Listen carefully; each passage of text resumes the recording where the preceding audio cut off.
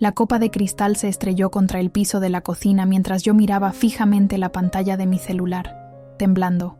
37 minutos de video familiar. El brindis por los 50 años de matrimonio de mis padres. Las risas, los abrazos, los recuerdos compartidos. Y ni un solo segundo donde apareciera yo. Ni uno. Como si fuera un fantasma en mi propia casa, en mi propia familia. «Mamá, ¿podrías grabar el brindis?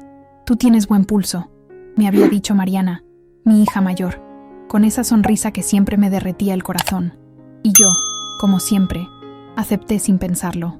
Porque eso es lo que hacemos las madres, ¿no? Decimos que sí, aunque signifique quedarnos fuera del recuerdo. No fue casualidad. No pudo ser casualidad. El video mostraba claramente cómo la cámara se movía estratégicamente cada vez que yo entregaba el celular a alguien para poder integrarme a la celebración, como si hubiera una orden silenciosa, un acuerdo tácito. No graben a Doña Socorro.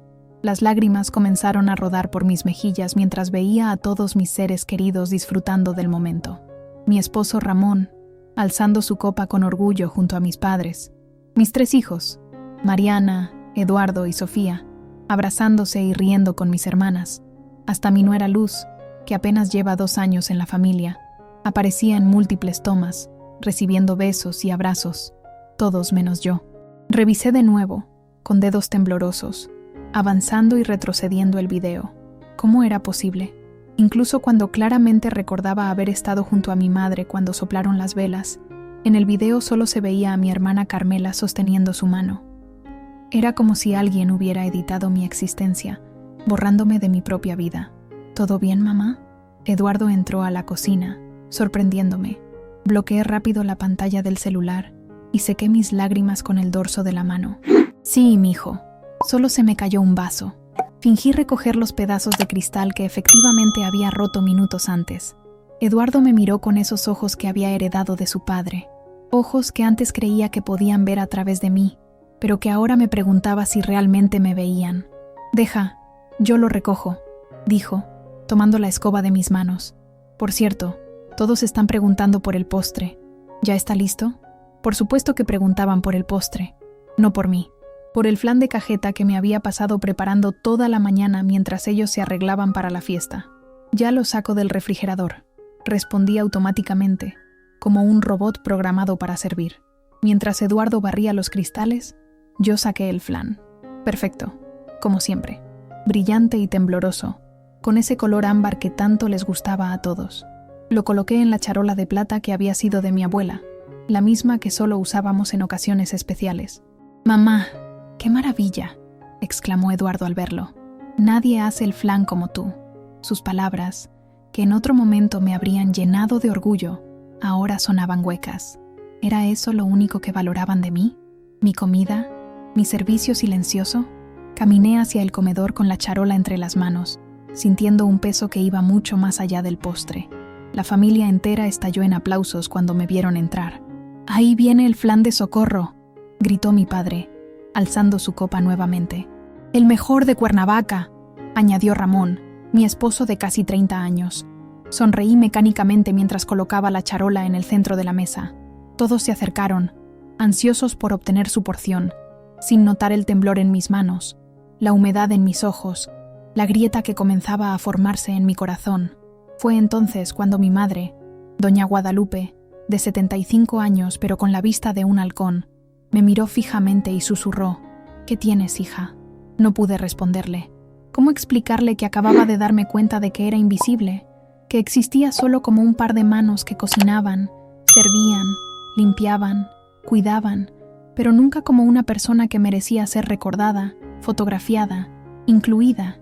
En ese momento, mientras todos devoraban mi flan entre elogios vacíos, tomé una decisión que cambiaría nuestras vidas para siempre. Ya no sería la sombra de mi propia existencia. Ya no más. Me llamo Socorro Vázquez Medina. Tengo 52 años y toda mi vida he vivido en Cuernavaca, Morelos. La ciudad de la eterna primavera, le dicen. Aunque para mí, últimamente, todo parece otoño. Un largo y silencioso otoño donde las hojas caen una a una, sin que nadie las note. Vivo en la casa que heredé de mis padres, una casona antigua en el barrio de Acapantzingo. Mi padre, don Francisco, Me la dejó cuando se fue a vivir con mi hermana Carmela hace unos años, después de que mamá enfermara. La remodelamos Ramón y yo cuando nos casamos, pero mantuvimos esos pisos de mosaico hidráulico que tanto le gustaban a mi abuela Consuelo. Ramón trabaja como gerente en un banco del centro. Sale temprano cada mañana, vestido con su traje impecable y ese maletín de cuero que le regalé en nuestro 20º aniversario. Regresa tarde, casi siempre después de las 8, cansado y hambriento. En los últimos años apenas hablamos. Él se sienta frente al televisor mientras yo le sirvo la cena y luego se va a dormir. Rutina. Una rutina que antes me parecía cómoda y ahora comienza a asfixiarme. Nuestros 3 hijos ya son adultos. Mariana, la mayor, tiene 29 años y es abogada. Vive con su esposo Carlos en Ciudad de México, pero viene a visitarnos cada 15 días. Eduardo tiene 27.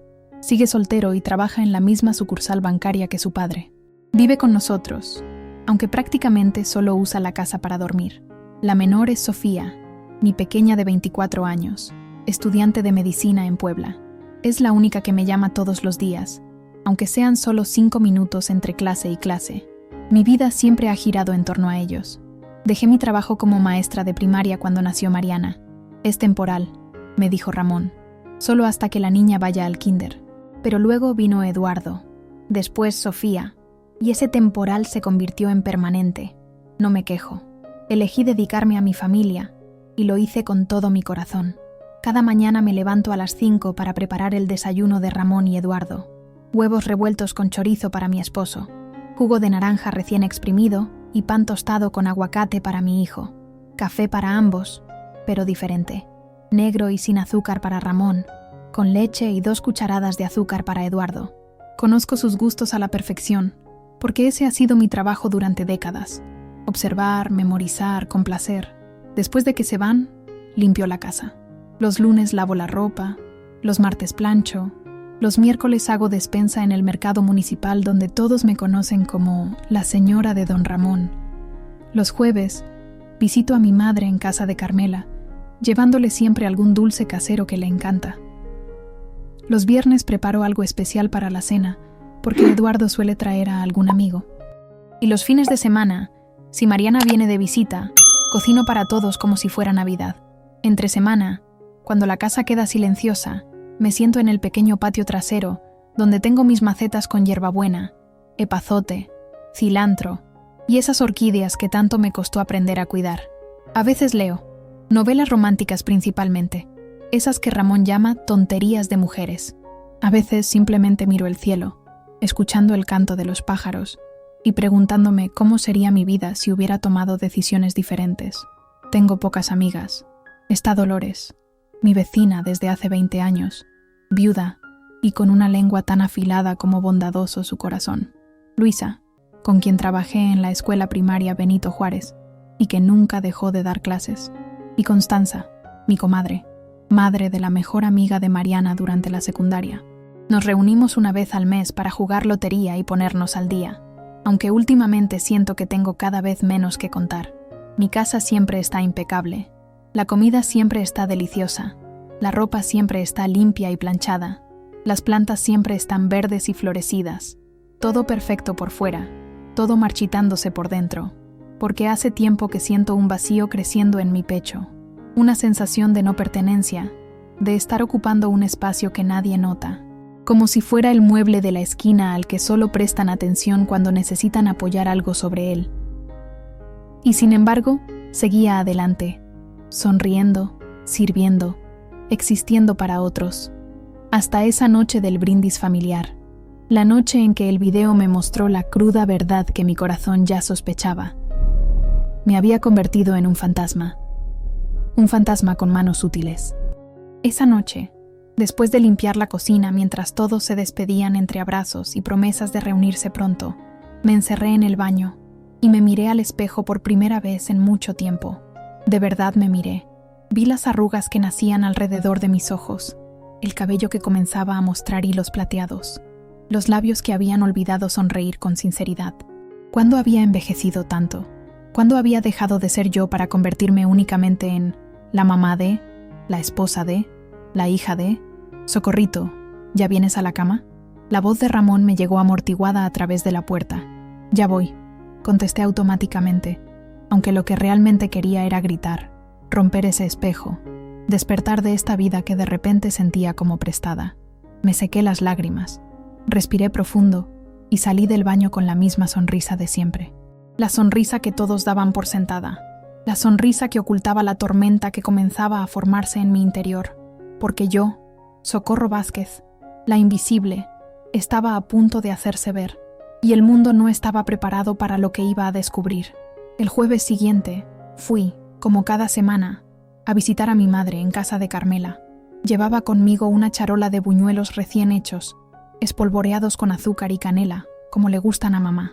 El aroma dulce inundaba mi pequeño Tsuru azul mientras conducía por las calles empedradas que llevan a Tepoztlán, donde vive mi hermana en una casa con vista a los cerros místicos. Carmela siempre tuvo suerte, o quizás no fue suerte, sino astucia. Se casó con Javier, un hombre de negocios exitoso que le construyó una vida de comodidades que yo jamás conocí, sin hijos, porque no quería arruinar su figura, como solía decir entre risas durante las reuniones familiares.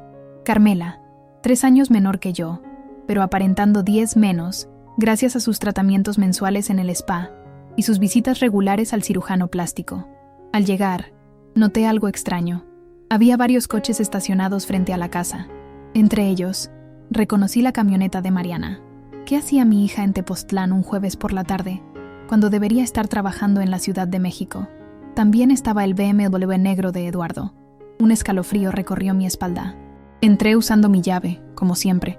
El sonido de risas me guió hasta el jardín trasero, y allí estaban todos. Mi madre, Carmela y Javier, Mariana y Carlos, Eduardo, Sofía, que aparentemente había venido desde Puebla, e incluso Ramón, mi esposo, que supuestamente tenía una reunión importante en el banco. La mesa estaba puesta para un festejo. Había globos plateados, una botella de champán en una cubitera y un pastel. Mi confusión duró solo unos segundos, hasta que vi el letrero colgado entre los árboles. Felicidades Eduardo y Luz por su compromiso. Me quedé paralizada, sosteniendo mi charola de buñuelos, mientras todos volteaban a verme con expresiones que iban desde la sorpresa hasta la culpabilidad. ¡Mamá!, exclamó Eduardo, levantándose de un salto. ¿Qué haces aquí? La pregunta me golpeó como una bofetada. ¿Qué hacía yo, la madre del festejado, en la celebración de su compromiso? Es jueves, respondí mecánicamente. Visito a mamá los jueves. Un silencio incómodo se instaló en el jardín. Fue Carmela quien lo rompió, acercándose a mí con esa sonrisa perfecta que siempre me había parecido sincera y ahora veía cargada de falsedad. Socorrito, qué bueno que viniste. Justo estábamos por llamarte. Tomó la charola de mis manos. Miren, trajo buñuelos. Nadie respondió con el entusiasmo habitual ante mis postres. Todos parecían congelados, como niños atrapados en una travesura. ¿Iban a llamarme? Mi voz sonó extraña, lejana, para avisarme del compromiso de mi hijo, supongo. Eduardo se acercó, con Luz, su ahora prometida, tomada de su brazo. La joven, al menos, tuvo la decencia de verse mortificada. Mamá, queríamos darte una sorpresa, dijo Eduardo, sin mirarme directamente a los ojos. Íbamos a ir a casa después para contarte todo. Una sorpresa, repetí. Ya veo. Mi mirada recorrió la mesa. Había 7 copas de champán, exactamente para los presentes antes de mi llegada. No habían contemplado una para mí. No esperaban mi presencia. ¿Y tú no tenías una reunión importante hoy?, le pregunté a Ramón, que parecía encontrar súbitamente fascinantes sus zapatos. Se canceló a último momento, murmuró. Eduardo me llamó y no pensaste en avisarme, completé su frase. Claro, mi madre, desde su silla de ruedas, me miraba con ojos tristes. Ella sí sabía lo que estaba sintiendo. Lo podía ver en su rostro arrugado y sabio. Hija, comenzó, pero Carmela la interrumpió. Bueno, ahora que estamos todos, hay que celebrar como se debe. Sacó una copa adicional de quién sabe dónde y la colocó en la mesa. Socorrito, siéntate aquí junto a mí. Me señaló un lugar en la esquina de la mesa, lejos de mi esposo, lejos de mi hijo que acababa de comprometerse. Como una invitada de último momento, una consideración tardía, me senté automáticamente, como la mujer complaciente que siempre había sido. Observé cómo Javier descorchaba el champán, cómo las burbujas doradas llenaban las copas, cómo todos sonreían nuevamente, superado el momento incómodo. «Quiero proponer un brindis», dijo Eduardo, poniéndose de pie con su copa en alto. «Por Luz, la mujer que ha hecho de mí una mejor persona. Gracias por decir que sí». Todos alzaron sus copas. Yo también lo hice, mecánicamente. «Y gracias a todos ustedes por estar aquí en este momento tan especial», continuó mi hijo. «A mis tíos Carmela y Javier por prestarnos su hermosa casa para la ocasión. A mis hermanas por venir desde lejos. A mi abuelita por sus bendiciones. Y a papá por todo su apoyo». Hizo una pausa, como si acabara de recordar algo. Me miró y añadió: «Y por supuesto a ti, mamá, por todo lo que siempre haces por nosotros». Un añadido, un postscript, una mención obligada. Bebí el champán de un solo trago, sintiendo cómo las burbujas quemaban mi garganta, pero nada podía quemar más que la revelación que acababa de golpearme. Mi propia familia había organizado una celebración importante y deliberadamente me había excluido. La tarde continuó como en una pesadilla borrosa. Comieron el pastel, no hecho por mí, sino comprado en alguna pastelería cara de la ciudad. Abrieron regalos. Todos habían llevado algo, excepto yo, que no sabía del evento. Tomaron fotos, en las que sonreí automáticamente, parada siempre en la orilla del grupo. En algún momento, me excusé para ir al baño. Encerrada en el lujoso baño de Carmela, con sus azulejos importados y sus toallas monogramadas, dejé que las lágrimas fluyeran silenciosamente. No eran lágrimas de tristeza, eran de rabia, de indignación, de despertar. Lavé mi rostro con agua fría y me miré al espejo. Por segunda vez en pocos días, realmente me vi. Vi a la mujer que había dedicado su vida entera a complacer a otros, solo para ser olvidada cuando se trataba de momentos importantes. La mujer que cocinaba los pasteles pero nunca era invitada a la fiesta. Cuando regresé al jardín, todos estaban revisando unas fotos en el celular de Mariana. «¿Qué tal este salón para la recepción, mamá?», le preguntaba mi hija a Carmela, no a mí. A mi hermana, que ni siquiera era la madre del novio. Y Carmela respondía con entusiasmo: «Divino, pero habría que ver si tienen fechas disponibles para diciembre». ¿Diciembre? ¿Ya habían decidido hasta la fecha de la boda? «Disculpen», interrumpí, y todos voltearon como si hubieran olvidado que estaba allí. «¿Ya tienen fecha para la boda?». Eduardo y Luz intercambiaron miradas. «Estamos pensando en el 12 de diciembre», respondió Luz tímidamente. «Es el aniversario de cuando nos conocimos». «El 12 de diciembre», repetí. «El día de la Virgen de Guadalupe». «Sí», confirmó Eduardo.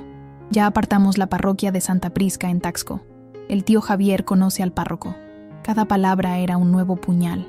No solo habían planeado la fecha, sino también la iglesia. Y nuevamente, Javier, no Ramón, no yo, había sido instrumental en los preparativos. «Ya veo», dije, manteniendo una calma que no sentía. «Y supongo que ya tienen plan para el banquete también». «De hecho, sí», intervino Carmela emocionada. «Hay un chef maravilloso en Cuernavaca que hace unos chiles en nogada divinos. Pensamos que sería perfecto para la ocasión, aunque no es temporada, pero por el color navideño». «Entiendo», la interrumpí. «Todo está decidido entonces». Un nuevo silencio incómodo cayó sobre la reunión. Esta vez fue mi madre quien lo rompió. «Socorro, hija, apenas están viendo opciones. Nada está decidido sin ti, ¿verdad, Eduardo?». Mi hijo tuvo la decencia de sonrojarse. «Claro que no, abuela». «Mamá», me miró directamente por primera vez en toda la tarde. «Queremos que seas parte de todo esto. Es solo que... queríamos tener algunas ideas antes de consultarte, para no cargarte con todo el trabajo como siempre». Era una mentira amable, y todos lo sabíamos. Me estaban excluyendo porque me consideraban anticuada, simple, sin el refinamiento de Carmela para organizar un evento a la altura. «Por supuesto», respondí, volviendo a ser la Socorro complaciente. «Lo entiendo perfectamente», pero ya no lo entendía. O quizás, por primera vez, entendía demasiado bien.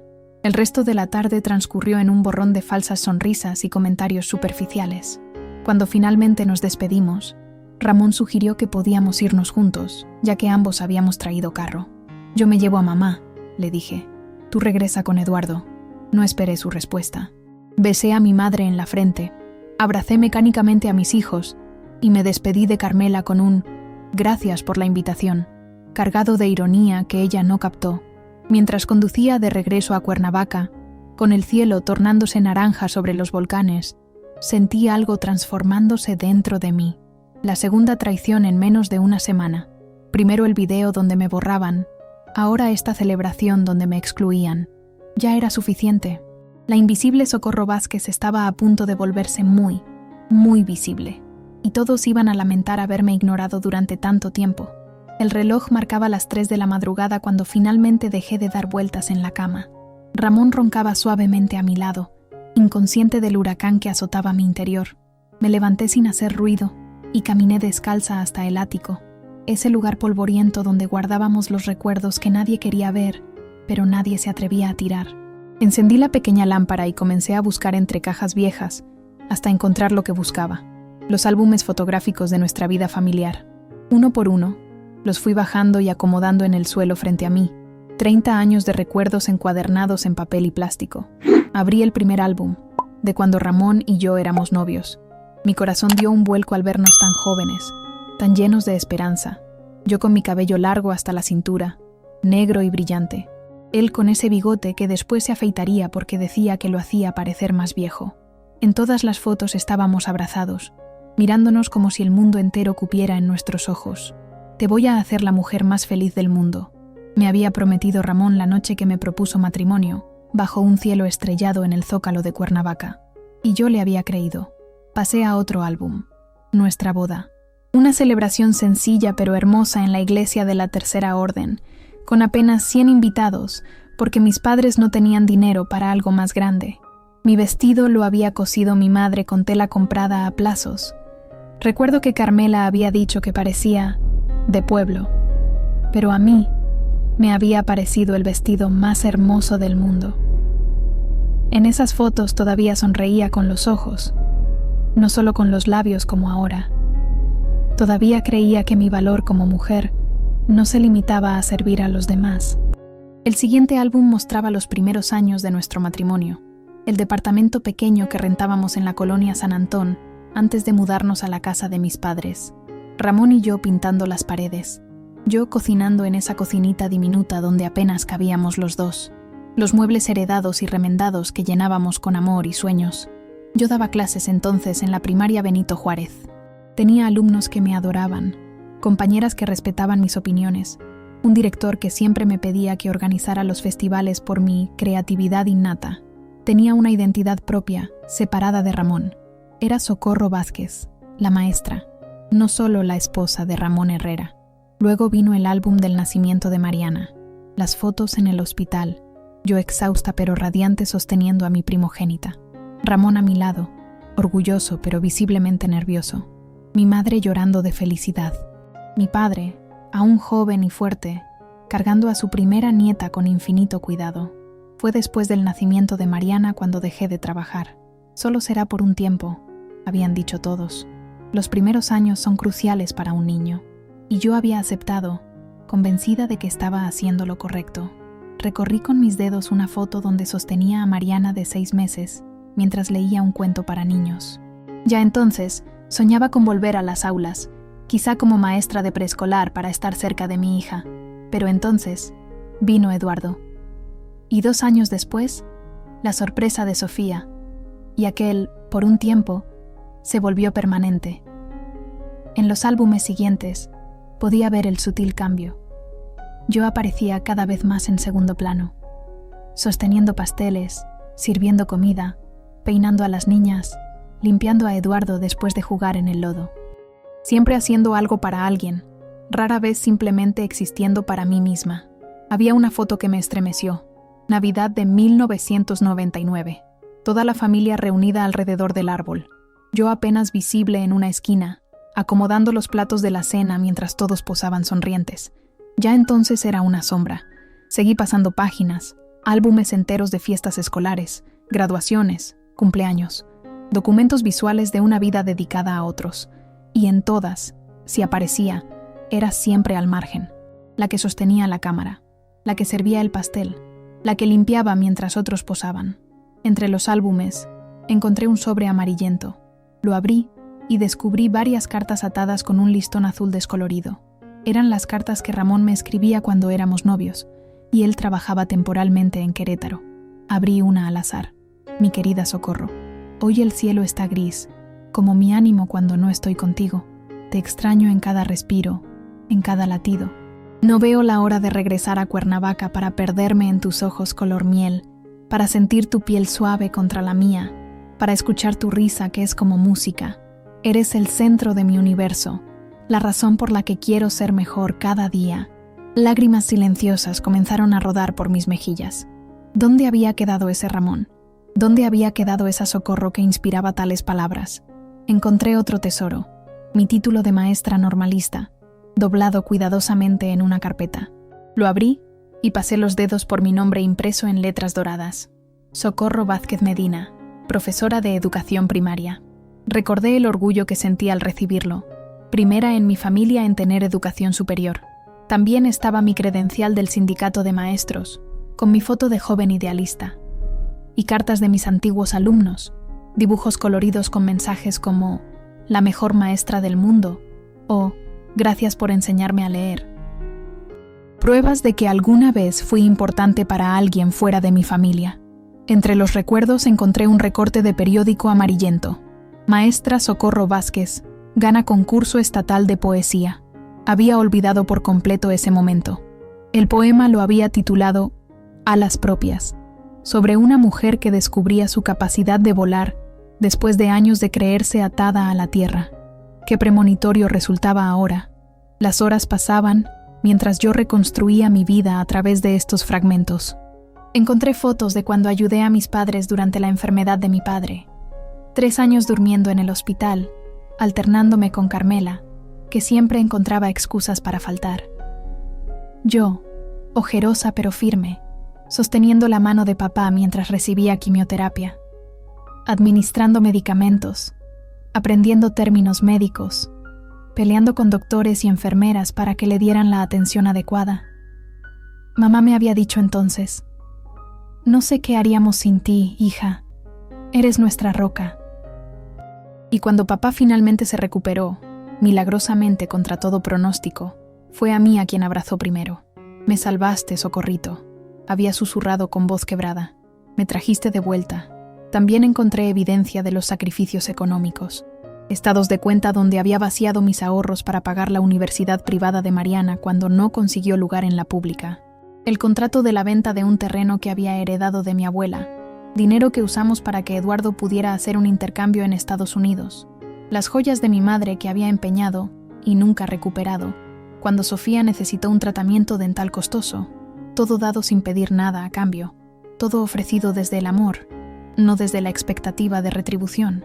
Entre tantos recuerdos, encontré uno que me dejó sin aliento.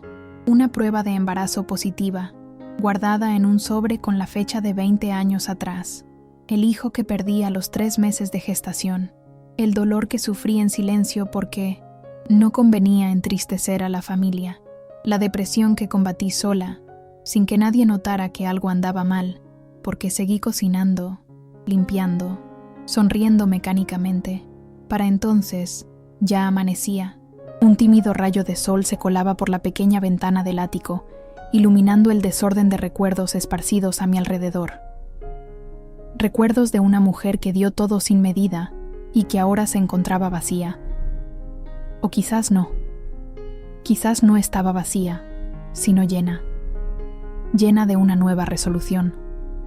Guardé todo cuidadosamente, excepto 3 cosas que metí en una carpeta: mi título de maestra, el recorte del concurso de poesía y la carta más amorosa de Ramón.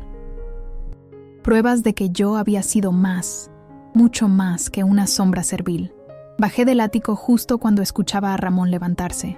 Como cada mañana, iría directo a la cocina esperando encontrar su café recién hecho, sus huevos revueltos con chorizo, su jugo de naranja recién exprimido. Pero esta mañana sería diferente. Esta mañana, por primera vez en décadas, Ramón tendría que preparar su propio desayuno. Porque Socorro Vázquez, la invisible, la olvidada, la excluida, estaba recuperando las alas que había guardado durante demasiado tiempo. La fecha de la boda de Eduardo y Luz se aproximaba rápidamente. Diciembre estaba a la vuelta de la esquina, y para mi sorpresa, fui incluida en algunas de las reuniones de planificación, aunque incluida quizás no sea la palabra correcta. Tolerada sería más apropiado. Carmela había tomado el control absoluto de los preparativos. Mi papel se limitaba a sentir y sonreír mientras ella, Luz y su madre, doña Matilde, una mujer estirada que me miraba como si yo fuera la servidumbre, decidían cada detalle. Socorro, tú podrías encargarte de los recuerditos para los invitados, sugirió Carmela durante una de estas reuniones en su casa. Algo sencillo, ya sabes, como esas almendras confitadas que haces para Navidad. ¿Almendras confitadas para 300 invitados?, pregunté, calculando mentalmente las horas de trabajo que eso significaría. Bueno, si te parece demasiado trabajo, respondió Carmela con falsa preocupación. Podemos encargarlas, interrumpió doña Matilde. Conozco un lugar en Polanco que hace unos souvenirs divinos, personalizados, aunque son algo costosos. No, está bien, me apresuré a decir. Yo puedo hacerlas. Así había sido siempre, ofreciéndome a hacer lo que nadie quería, cargando con el trabajo que otros consideraban inferior o tedioso. Pero esta vez, algo era diferente. Esta vez, yo era consciente de lo que estaba sucediendo, y estaba tomando nota. Una semana después, Ramón me informó que habría una cena importante en la casa de los padres de Luz, para que las familias se conocieran mejor. Es mañana por la noche, dijo casualmente mientras veía el fútbol en la televisión. A las 8. ¿Mañana?, repetí, sorprendida por la noticia de última hora. ¿Y hasta ahora me avisas? Ramón me miró con genuina confusión, como si no entendiera mi molestia. Pues sí, me acaba de llamar Eduardo para confirmar. No es gran cosa, Coco. Es solo una cena. Una cena para la que tendré que preparar algo para llevar, elegir qué ponerme, arreglarme el cabello. No necesitas llevar nada, me interrumpió. Y puedes ponerte ese vestido azul que usaste para el cumpleaños de mi mamá el año pasado. Te queda bien. Su tono condescendiente me enfureció, pero mantuve la calma. ¿Quiénes más irán? Pues nosotros, Sofía, que viene de Puebla especialmente, Mariana y Carlos desde México, tus hermanas con sus esposos, los padres de Luz y sus hermanos, algunos tíos cercanos. Lo normal, lo normal. Una cena familiar importante para la que todos habían sido avisados con anticipación, excepto yo. Respiré profundo. ¿Por qué no me avisaron antes, Ramón? ¿O acaso la fecha se decidió hoy mismo? Ramón desvió la mirada, súbitamente interesado en el partido. Bueno, se había hablado hace tiempo, pero no estaba confirmado del todo. Ya sabes cómo son estas cosas. Mentira, una mentira descarada, pero ya no me sorprendía. Al día siguiente, me esmeré en mi arreglo personal como no lo hacía en años. No me puse el vestido azul que sugirió Ramón, sino uno rojo que había comprado hace tiempo, y nunca había usado porque él dijo que era demasiado llamativo para una señora de mi edad. Me maquillé con cuidado, resaltando mis ojos con un delineador oscuro. Me puse unos aretes largos de plata que habían sido de mi abuela. Me sentía diferente, poderosa, de alguna manera. Cuando salí de la habitación, Ramón me miró sorprendido. ¿Y ese vestido? Pensé que te pondrías el azul. Decidí que quería un cambio, respondí simplemente. La casa de los padres de Luz era exactamente como la había imaginado. Una mansión ostentosa en la zona más exclusiva de Cuernavaca. Jardines impecables, fuente de cantera, servidumbre uniformada que recibía a los invitados. Al entrar, noté inmediatamente que habíamos sido los últimos en llegar, a pesar de ser puntuales. Todos estaban ya reunidos en el extenso jardín trasero, bebiendo cócteles y conversando animadamente como viejos amigos. Incluso Sofía, que supuestamente venía desde Puebla, parecía perfectamente instalada. ¿Cuánto tiempo llevaban realmente allí? ¡Por fin llegan!, exclamó doña Matilde, acercándose con una sonrisa que no alcanzaba sus ojos. Estábamos esperándolos para pasar al comedor. Me di cuenta entonces de algo más. Todos vestían de blanco, todos excepto yo, con mi vestido rojo intenso. Luz se acercó a saludarnos. Señor Ramón, señora Socorro, qué gusto que pudieran venir. Miró mi vestido con sorpresa. ¿No le avisaron que el código de vestimenta era blanco? Sentí que la sangre me abandonaba el rostro. No, nadie mencionó nada sobre eso. ¡Qué extraño!, exclamó la joven. Le envié un mensaje a Eduardo hace días para que les avisara. En fin, no importa, de verdad. El rojo también es un color precioso, pero importaba. Por supuesto que importaba. En todas las fotos familiares de esta noche, yo sería la mancha roja en un mar de pureza blanca, la que no encajaba, la que no pertenecía. Eduardo, que había estado observando la escena, se acercó con una sonrisa tensa. «Mamá, qué bueno que llegaron. ¿Quieres una copa de vino?» «Eduardo», dije en voz baja pero firme, «¿por qué no me avisaste lo del código de vestimenta?» Mi hijo tuvo la decencia de sonrojarse. «Perdón, mamá, lo olvidé por completo. Con tantas cosas que organizar, otra mentira, una más para la colección». La cena comenzó, y fui guiada a mi asiento, en el extremo más alejado de la mesa, junto a un tío de Luz que estaba medio sordo y apenas hablaba. Ramón, por otro lado, fue ubicado cerca del centro, entre Carmela y el padre de Luz. La conversación fluía animadamente, pero yo estaba efectivamente aislada. Observé cómo Carmela y doña Matilde parecían las mejores amigas del mundo, compartiendo anécdotas sobre viajes a Europa que aparentemente habían realizado juntas. ¿Cuándo había sucedido eso? ¿Cuánto tiempo llevaban realmente conociéndose estas familias? La cena transcurrió como en un sueño borroso. Comí mecánicamente, sonreí cuando era apropiado, respondí con monosílabos a los intentos de conversación del tío sordo. Me sentía como una extraña observando la vida de otras personas. Después del postre, el padre de Luz, don Augusto, un hombre corpulento con voz de trueno, pidió atención golpeando suavemente su copa con una cuchara. «Querida familia, amigos, me gustaría decir unas palabras en esta noche tan especial». Levantó su copa. «Primero, quiero agradecer a todos por estar aquí, uniendo a nuestras familias en este momento importante. Eduardo, Luz, estamos todos muy felices por ustedes». Hubo aplausos y sonrisas. «También quiero aprovechar para hacer un anuncio especial», continuó don Augusto. «Como regalo de bodas, Matilde y yo hemos decidido obsequiarles una casa». Exclamaciones de sorpresa y felicitaciones llenaron el ambiente. Yo misma estaba impresionada por la generosidad del regalo. «Es una propiedad en Tepoztlán», siguió diciendo, «con vista a los cerros, piscina y suficiente espacio para que formen la hermosa familia que estoy seguro tendrán. Ya está amueblada y lista para que se muden después de la luna de miel». Eduardo y Luz se veían genuinamente sorprendidos y emocionados. Más aplausos, brindis, abrazos. «Hay algo más», añadió don Augusto. «Eduardo, muchacho, sé que eres un joven brillante y trabajador. Por eso, quiero ofrecerte un puesto en mi empresa, director de la nueva sucursal que abriremos en Tepoztlán, justamente cerca de su nueva casa. Un puesto a la altura de tu talento, con un salario que les permitirá vivir cómodamente». Mi hijo parecía no poder creerlo. Se levantó para abrazar a su futuro suegro con lágrimas en los ojos. «No sé qué decir, don Augusto. Es demasiado generoso».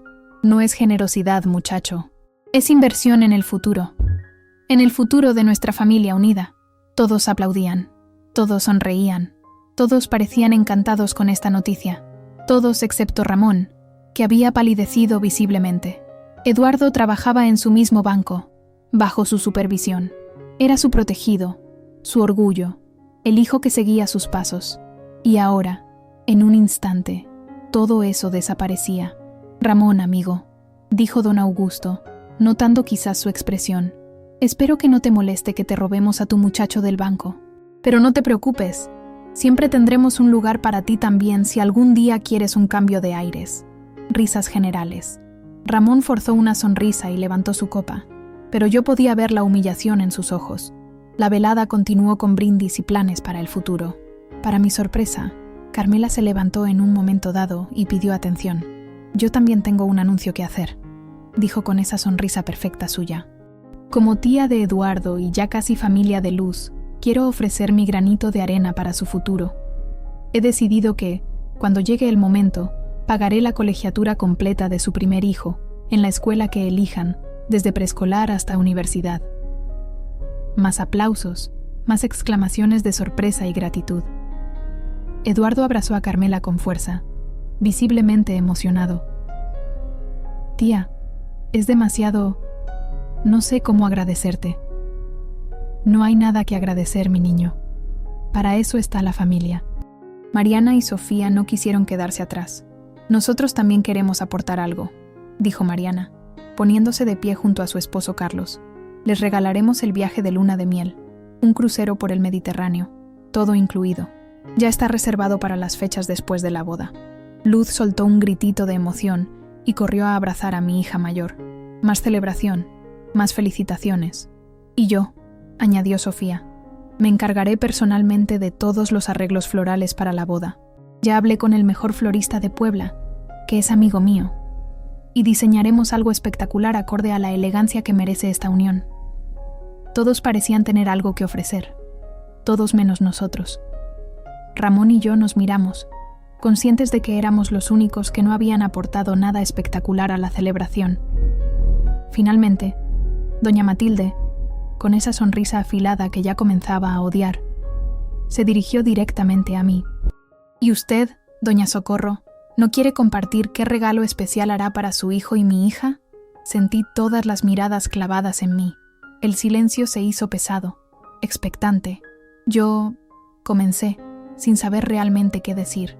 Mamá hará los recuerditos de la boda, intervino Eduardo, en lo que seguramente pensó que era un rescate. Unas almendras confitadas caseras que son una tradición familiar. Son deliciosas, ya verán. Hubo sonrisas educadas, pero pude ver la decepción mal disimulada en algunos rostros. Almendras confitadas contra una casa, un trabajo, una educación universitaria, un crucero, arreglos florales de lujo. ¡Qué encanto!, exclamó doña Matilde con falsa admiración. No hay nada como lo hecho a mano, con ese toque personal. Estoy segura de que serán el detalle perfecto para completar nuestra elegante celebración. El nuestra no pasó desapercibido para mí. Como si la boda fuera suya y de Carmela, no de los novios. Y ciertamente no mía, aunque fuera la madre del novio. La velada finalmente terminó. En el auto, de regreso a casa, Ramón y yo viajamos en completo silencio. Él, humillado por la oferta de trabajo a su hijo que lo dejaba al margen. Yo, reducida a la fabricante de dulces caseros, la nota folclórica en una boda de alcurnia. Al llegar a casa, finalmente habló.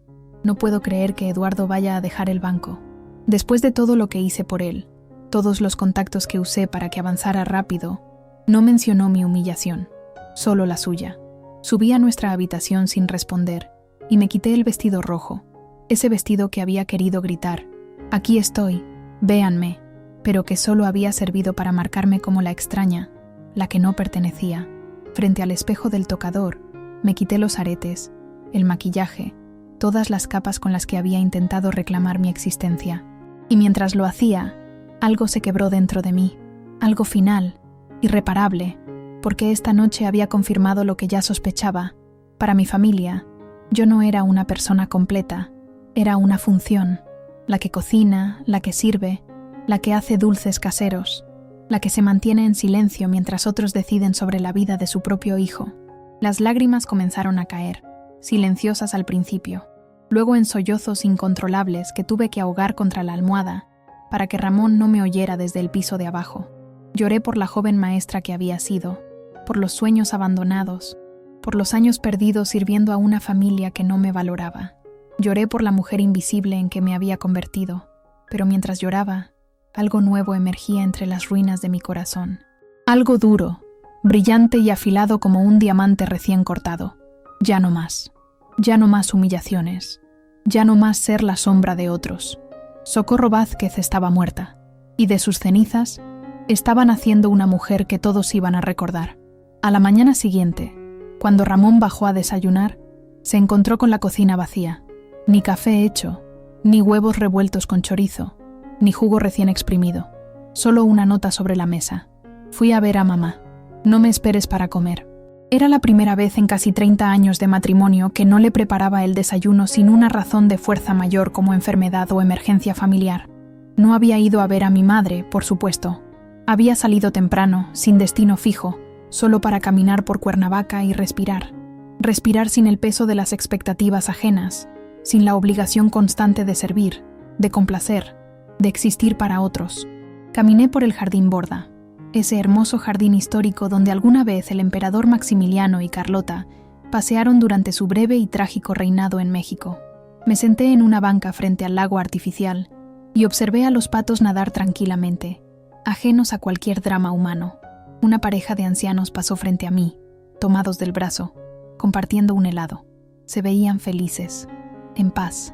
Me pregunté si alguna vez Ramón y yo llegaríamos a esa etapa, o si seguiríamos siendo dos extraños que compartían techo, cama y apellido, pero no verdadera intimidad.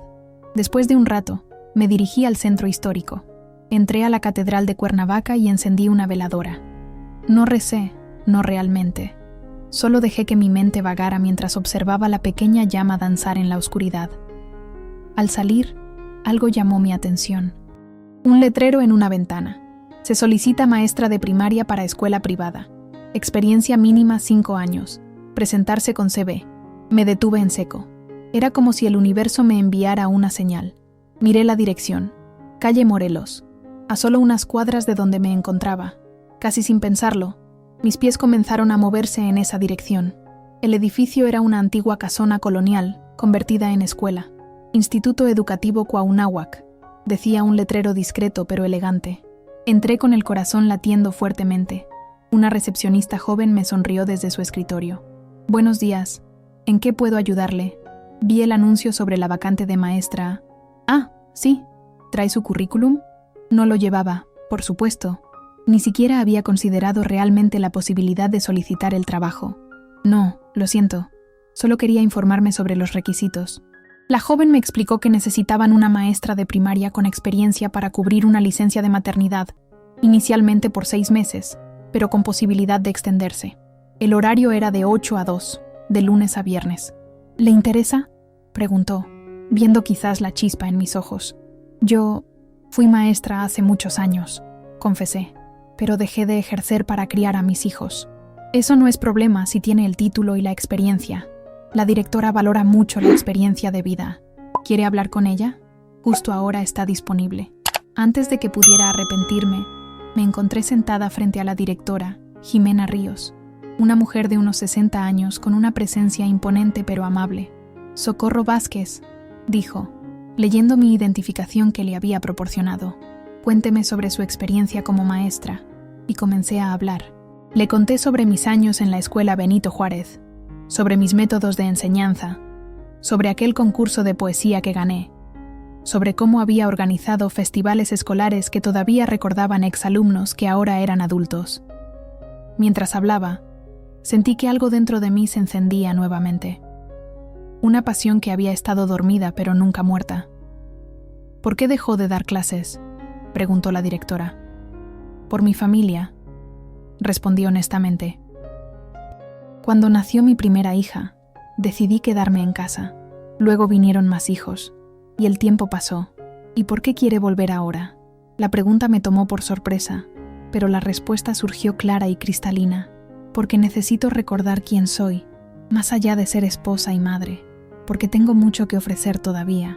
Porque amo enseñar, siempre lo amé, y creo que puedo hacer una diferencia en la vida de los niños. La directora me estudió con una mirada penetrante, como evaluando no solo mis palabras, sino mi alma misma. Señora Vázquez, la honestidad es una cualidad que aprecio enormemente en mis maestras. Necesitamos personas auténticas enseñando a nuestros niños, no robots que siguen un programa sin alma. Sacó un formulario de su escritorio. Le voy a pedir que llene esta solicitud. Necesitaremos copias de su título, su credencial y alguna identificación oficial. ¿Puede traerlas mañana? También tendrá que dar una clase muestra la próxima semana. Salí de allí con el formulario en la mano y una sensación de vértigo en el estómago. ¿Realmente estaba considerando volver a trabajar después de casi 30 años? ¿A los 52 años? ¿Qué diría Ramón? ¿Qué dirían mis hijos? Pero una voz interior, cada vez más fuerte, me decía, ¿y qué importa lo que digan? Es tu vida, Socorro. Tu vida que has puesto en pausa por demasiado tiempo. En lugar de regresar a casa, fui a una papelería y compré un cuaderno nuevo. Me senté en una cafetería del centro y comencé a planear la clase muestra que daría la próxima semana. Elegí el tema Los ecosistemas de México, algo que siempre me había apasionado enseñar. Mientras escribía, las ideas fluían como si nunca hubiera dejado de ser maestra. Visualizaba actividades, recursos visuales, dinámicas para mantener la atención de los niños. Mi mente, adormecida por años de rutina doméstica, despertaba con una claridad sorprendente. Después fui al banco y revisé mi cuenta personal, esa que había abierto cuando nos casamos, y donde Ramón depositaba mensualmente una mesada para los gastos de la casa. Había ahorrado poco a poco, guardando aquí y allá de los gastos cotidianos. No era mucho, pero sería suficiente para empezar. Para cuando regresé a casa, ya era tarde. Ramón estaba en la sala, visiblemente molesto. ¿Dónde estabas?, preguntó sin levantar la vista del periódico. Llamé a tu mamá y me dijo que no te había visto en toda la semana. Salí a caminar y a pensar. Respondí simplemente, sin ofrecer más explicaciones. ¿Y la comida? Tuve que pedir algo a domicilio. Había lasaña en el refrigerador. Solo tenías que calentarla. Ramón me miró con genuina confusión, como si le hubiera hablado en un idioma extranjero. ¿Y cómo iba a saber yo eso? No respondí. En su lugar, subí a nuestra habitación. Saqué mi título de maestra del ático donde lo había dejado la noche de mi descubrimiento y lo coloqué en mi mesita de noche. Lo contemplé por un momento, sintiendo una renovada conexión con la mujer que había sido, con la mujer que podía ser nuevamente. Esa noche, mientras Ramón dormía, completé el formulario de solicitud para el Instituto Cuauhnáhuac. Al día siguiente, hice copias de mis documentos y los llevé personalmente. La semana transcurrió en una extraña dualidad. Por fuera, seguía siendo la Socorro de siempre, cocinando, limpiando, atendiendo a Ramón y a Eduardo que aún vivía con nosotros. Pero por dentro, una revolución estaba en marcha.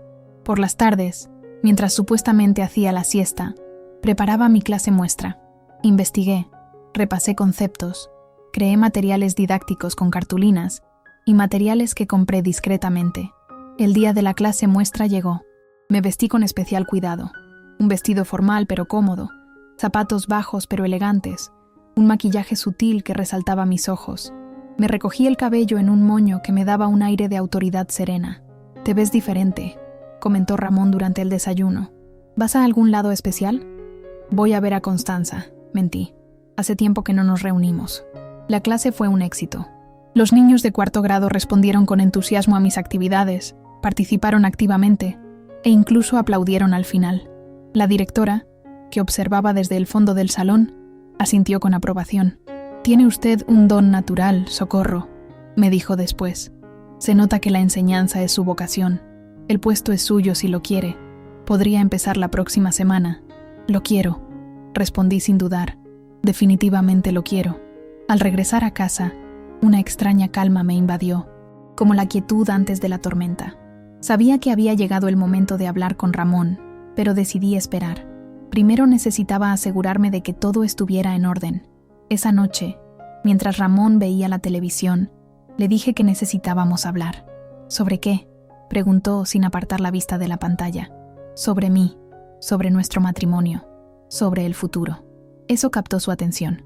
Apagó el televisor y me miró con cierta alarma. «¿Qué pasa, Coco? ¿Estás enferma o algo?» «No, Ramón. Estoy más sana que nunca». Me senté frente a él, con la espalda recta y las manos firmes. «He conseguido un trabajo. Voy a volver a ser maestra». Su rostro pasó de la confusión a la incredulidad, y luego a algo parecido a la diversión. «¿Maestra? ¿A tu edad? ¿Después de tantos años?» «No seas ridícula, Socorro. ¿Quién va a contratar a una mujer que no ha dado clases en 3 décadas?» «El Instituto Educativo Cuauhnáhuac», respondí con calma. «Empiezo el lunes». La sonrisa burlona desapareció de su rostro. «¿El lunes? ¿Ya aceptaste el trabajo? ¿Sin consultarme?» «Sí, Ramón, sin consultarte. Así como tú no me consultaste cuando decidiste que yo debía dejar de trabajar para cuidar a los niños. Así como no me consultas sobre tus decisiones laborales. Así como nadie me consultó sobre la boda de Eduardo, ni sobre el código de vestimenta de la cena». Se hizo un silencio pesado entre nosotros. «Estás exagerando», dijo finalmente. «Siempre has sido así, demasiado sensible. Nadie te ha excluido de nada, ¿no?» Saqué mi celular y abrí el video del brindis familiar. «Mira este video, Ramón. Míralo realmente y dime si me ves en alguna parte». Lo obligué a ver el video completo. Vi su expresión cambiar lentamente mientras la realidad se asentaba en su conciencia. «Bueno, eso fue. Debe haber sido un accidente», murmuró finalmente. «¿Y la cena del compromiso a la que no fui invitada? ¿Y el código de vestimenta que nadie me mencionó? ¿Y el hecho de que todos tengan un papel en la boda menos yo? ¿Que soy relegada a hacer dulcecitos como si fuera la tía abuela folclórica? Ramón me miró como si me viera realmente por primera vez en años. ¿Qué quieres, Socorro? ¿Qué es lo que realmente quieres? La pregunta me sorprendió, no porque no tuviera respuesta, sino porque nadie me la había hecho en décadas, ni siquiera yo misma. Quiero volver a ser yo, Ramón. Quiero recordar quién soy, más allá de ser tu esposa y la madre de tus hijos. Quiero ser valorada por mi mente, por mis habilidades, por mi corazón, no solo por lo que puedo hacer para los demás. Se quedó en silencio por un largo rato, procesando mis palabras. ¿Y qué pasa con la casa? ¿Con las comidas? ¿Con todo lo que siempre has hecho? Nos adaptaremos, como lo hacen millones de familias donde ambos padres trabajan. Tú puedes aprender a cocinar. Eduardo puede ayudar con la limpieza mientras siga viviendo aquí. Podemos contratar ayuda si es necesario. Hay soluciones, Ramón, si realmente te importa que yo sea feliz. ¿No eres feliz conmigo? Su voz sonaba dolida, casi infantil. He sido feliz haciendo felices a los demás, pero me he perdido en el proceso y necesito encontrarme de nuevo. Esa noche dormimos dándonos la espalda, separados por un abismo invisible pero profundo. Ramón no dijo nada más sobre mi decisión, como si esperara que se tratara de un capricho pasajero que olvidaría a la mañana siguiente. Pero cuando llegó el lunes, me levanté temprano. Me vestí con el traje sastre que había comprado especialmente para la ocasión. Preparé mi lonchera como no lo hacía desde mis días de estudiante y salí de casa con la frente en alto. ¿A qué hora volverás?, preguntó Ramón desde la cama, con voz adormilada. A las 3, más o menos, respondí mientras me ponía un toque de perfume. Hay pollo en el refrigerador para que calientes al mediodía. Y así, con paso firme y corazón liviano, Socorro Vázquez salió de su casa no como la sombra que había sido, sino como la mujer completa que estaba redescubriendo. El despertar había comenzado, y no habría vuelta atrás. Mi primera semana como maestra fue como renacer. Cada mañana entraba al salón de clases y sentía que el tiempo retrocedía, que volvía a ser aquella joven idealista que creía poder cambiar el mundo a través de la educación. Los niños me recibieron con la curiosidad natural de su edad, y pronto establecimos un vínculo basado en el respeto mutuo y la fascinación por el conocimiento.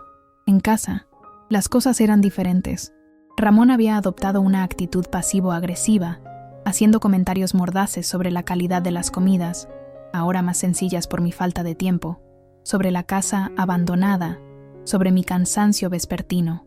No entiendo por qué necesitas trabajar, repetía constantemente. No es como si necesitáramos el dinero. Eduardo, por su parte, parecía confundido por el cambio en la dinámica familiar, pero se adaptaba mejor que su padre. Incluso había comenzado a preparar su propio desayuno y a recoger su habitación, algo impensable apenas unas semanas antes. «Te ves más joven, mamá», me dijo un día, sorprendiéndome. «Te brillan los ojos». Era cierto. Mis compañeras de trabajo también lo habían notado. A pesar del cansancio físico, había una energía renovada en mí, un brillo que nacía desde dentro y se manifestaba en mi postura más erguida, en mis sonrisas más frecuentes, en mi voz más firme. Ese jueves, como cada semana, visité a mi madre en casa de Carmela.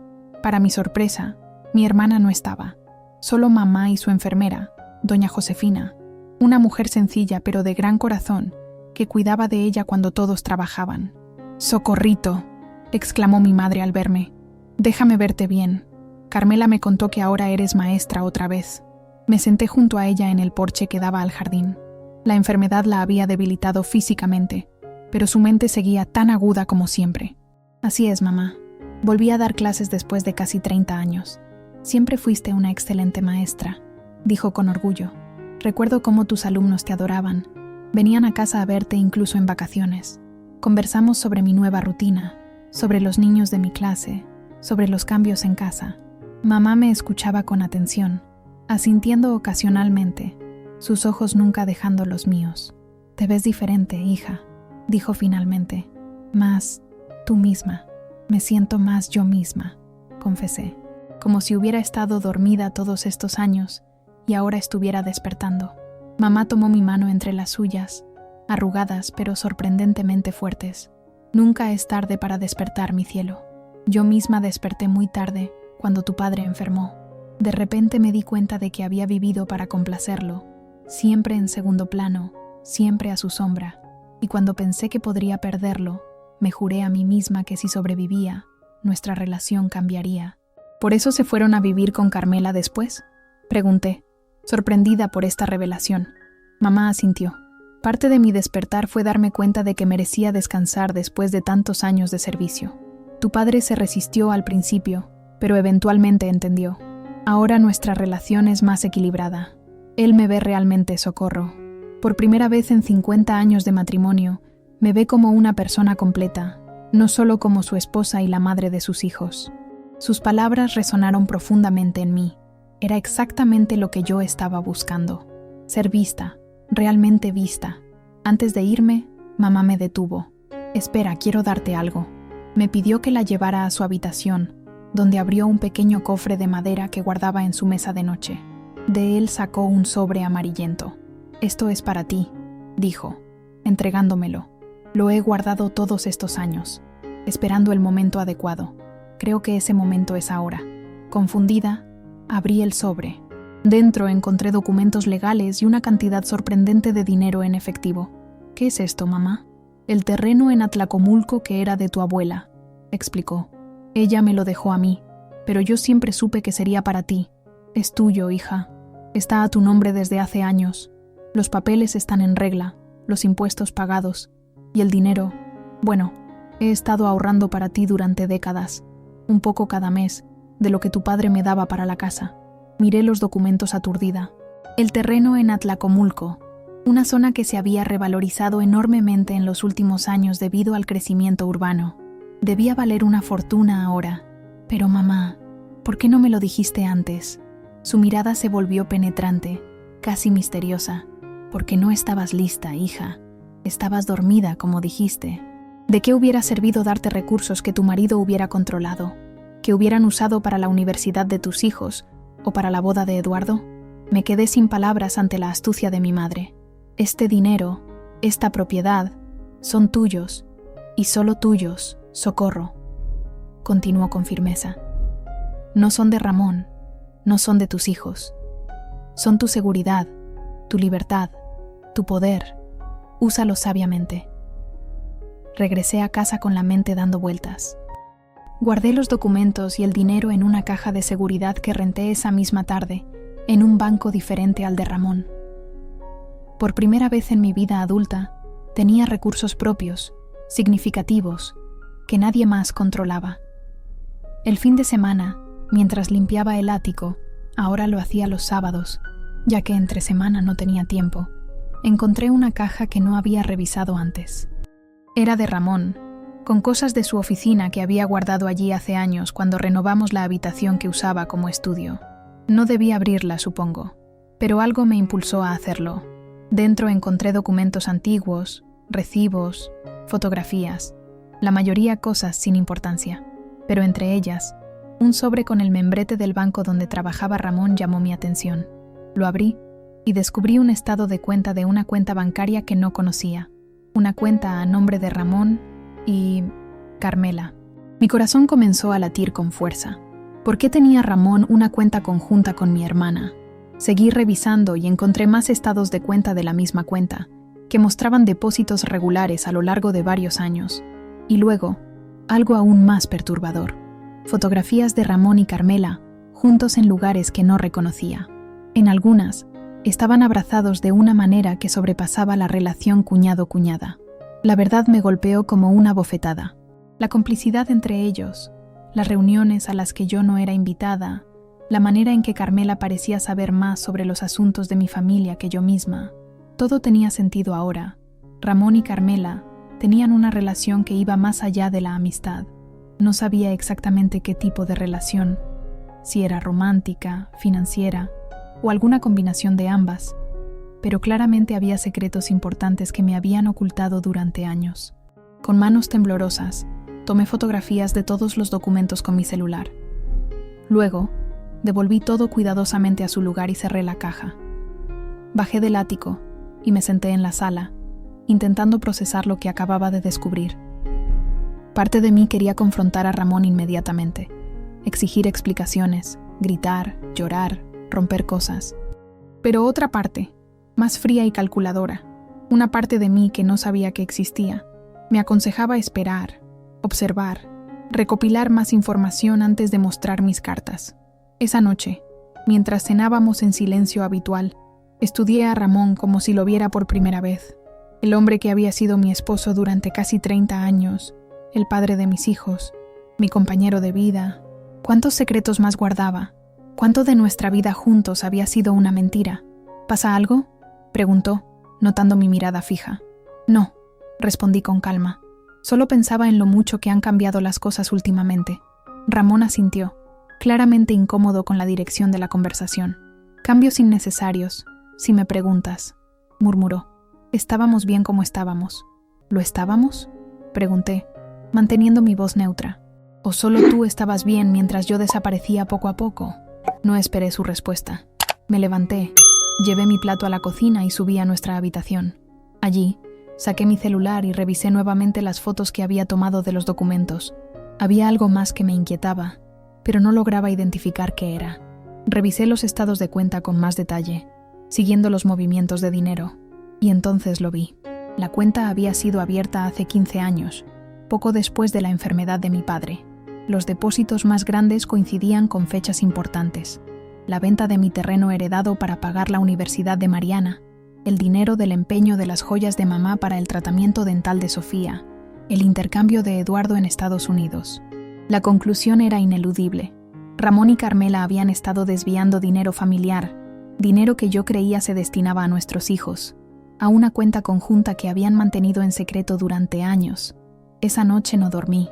Mi mente trabajaba a toda velocidad, uniendo piezas, recordando conversaciones, reinterpretando eventos del pasado bajo esta nueva luz.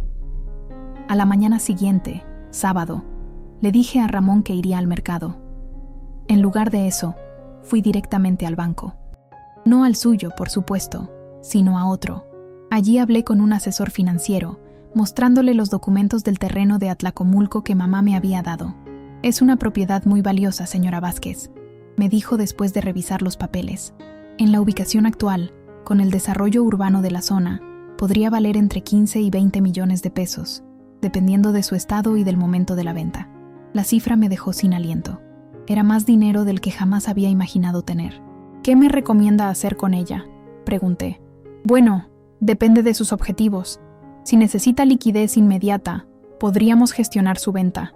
Si prefiere una inversión a largo plazo, la propiedad misma es excelente. También podríamos usar la propiedad como garantía para un préstamo, si lo que necesita es efectivo para algún proyecto específico sin deshacerse del terreno». Salí del banco con la mente clara y un plan formándose. No confrontaría a Ramón ni a Carmela todavía. No haría una escena ni me victimizaría. No, haría algo mucho mejor. Les demostraría que Socorro Vázquez no era la mujer débil e invisible que creían. Les demostraría que había estado dormida, sí, pero que ahora estaba más despierta que nunca. Y para eso, necesitaría usar todos los recursos a mi disposición. Mi inteligencia, mi determinación, mi recién descubierto poder económico y, sobre todo, el elemento sorpresa, porque ellos no sabían que yo sabía. Y ese conocimiento, ese secreto revelado, era mi arma más poderosa. Los días que siguieron al descubrimiento fueron un extraño ejercicio de actuación.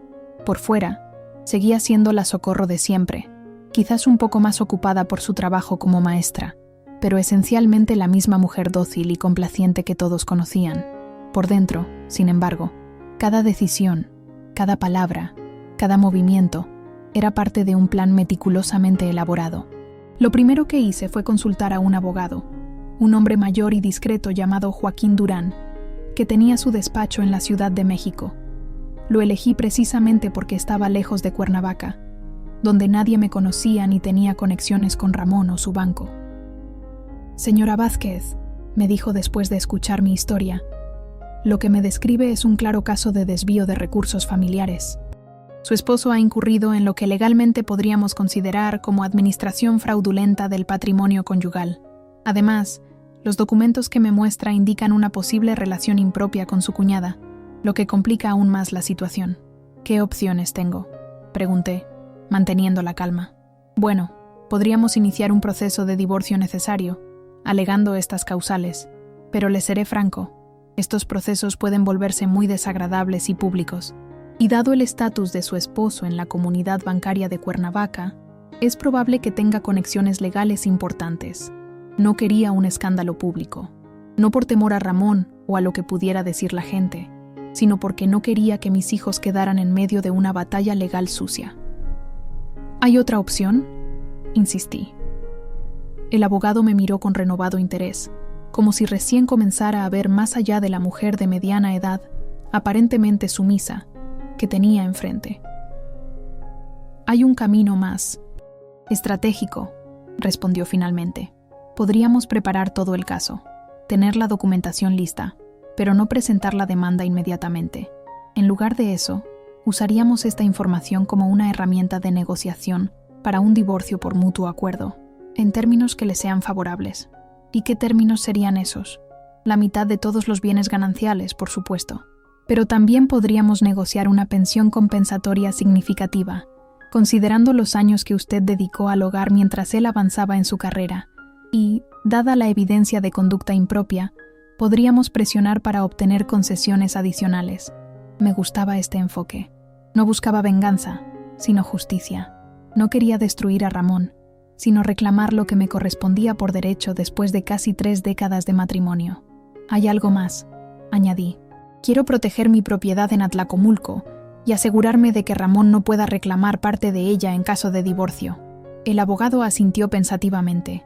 Podemos trabajar en eso. Como la propiedad está a su nombre y fue una herencia, técnicamente es un bien propio, no ganancial. Sin embargo, convendrá tomar algunas medidas preventivas para blindarla legalmente. Salí del despacho con un plan legal claro y una sensación de empoderamiento que no había experimentado nunca.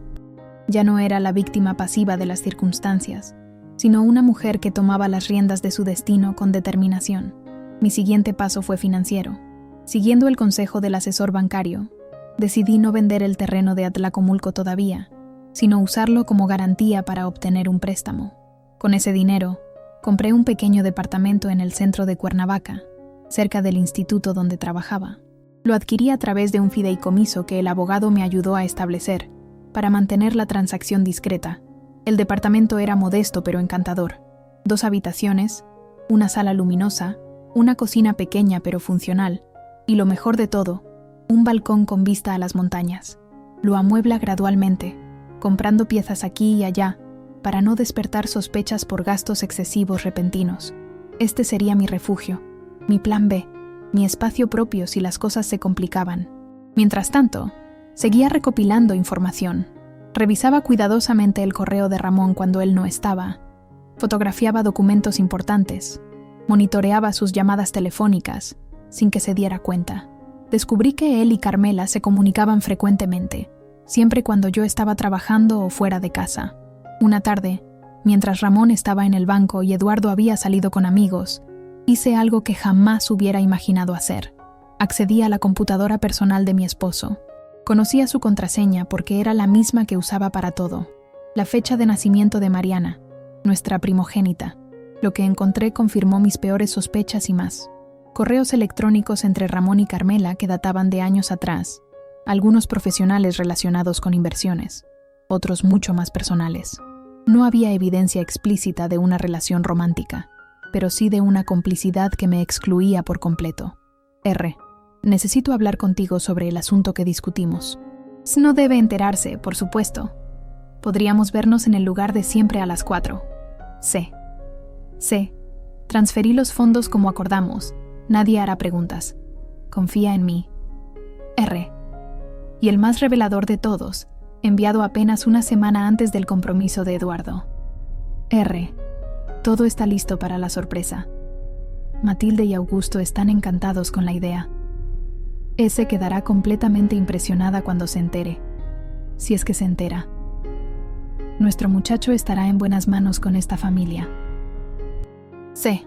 Tomé capturas de pantalla de todos estos correos y los guardé en una memoria USB que escondí cuidadosamente. La boda se aproximaba y los preparativos se intensificaban. Como era de esperarse, mi papel seguía siendo marginal. Estaba a cargo de las almendras confitadas, que encargaría en secreto a una confitería de la Ciudad de México, sin que nadie lo supiera, y de ayudar a Carmela con detalles menores que ella consideraba por debajo de su dignidad. Pero ahora, cada exclusión, cada comentario condescendiente, cada reunión a la que no era invitada, solo servía para fortalecer mi resolución. Ya no me dolían como antes. Los observaba con distancia clínica, recopilándolos como pruebas adicionales de un patrón de comportamiento que pronto llegaría a su fin. Mi transformación no pasaba desapercibida, aunque nadie entendía realmente lo que estaba ocurriendo.